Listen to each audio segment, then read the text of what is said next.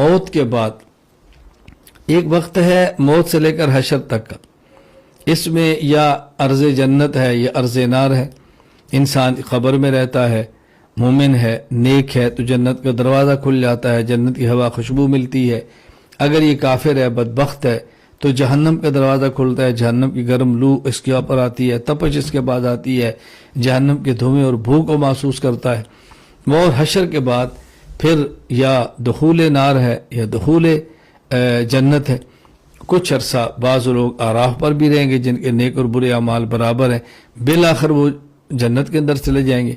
اور اگر کوئی شخص مومن ہے، اپنی بد عملی کی وجہ سے جہنم میں گیا ہے، ایک وقت آئے گا اللہ تعالیٰ اس کو بھی جنت میں داخل فرما دیں گے، پھر ہمیشہ جنت والے جنت میں رہیں گے، جہنم والے جہنم میں رہیں گے. یہاں جو بات سمجھنی ہے کہ اصل فیصلہ جنت میں جانے کا وہ عقائد کی بنیاد پر ہے. عقیدہ صحیح ہے تو انسان جنت میں جائے گا، عقیدہ فاسد ہے تو یہ جنت میں نہیں جائے گا. فرق کیا ہے؟ اگر کسی شخص کا عقیدہ ٹھیک ہے، مومن ہے، قطعیات کا انکار نہیں کرتا اور نیک اعمال کرتا ہے، اللہ کے کرم سے وہ سیدھا جنت میں جائے گا.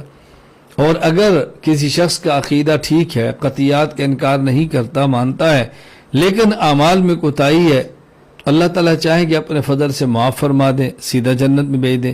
کسی کی شفاعت قبول فرما لے، سیدھا جنت میں بھیج دے. یا اعمال کی سزا بھگتنے کے لیے اس کو جہنم میں بھیجے اور پھر جہنم کے بعد جنت میں بھیج دیں، یہ بات الگ ہے. لیکن جنت میں جانے کی بنیاد عقائد ہیں. یہ ممکن نہیں ہے کہ انسان قطعی عقیدے کا انکار بھی کرے اور پھر جنت میں بھی جائے. اللہ کی قسم ایسا ممکن نہیں. قرآن کا فیصلہ ہے ان الذین کذبوا بآیاتنا واستکبروا عنها لا تفتح لهم ابواب السماء ولا يدخلون الجنہ حتی یلج الجمل فی سم الخیاط.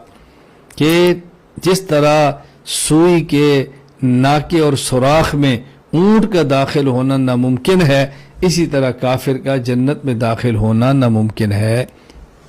آپ اندازہ فرمائیں عقائد پر کتنی محنت کی ضرورت ہے، عقائد پر کتنی توجہ کی ضرورت ہے.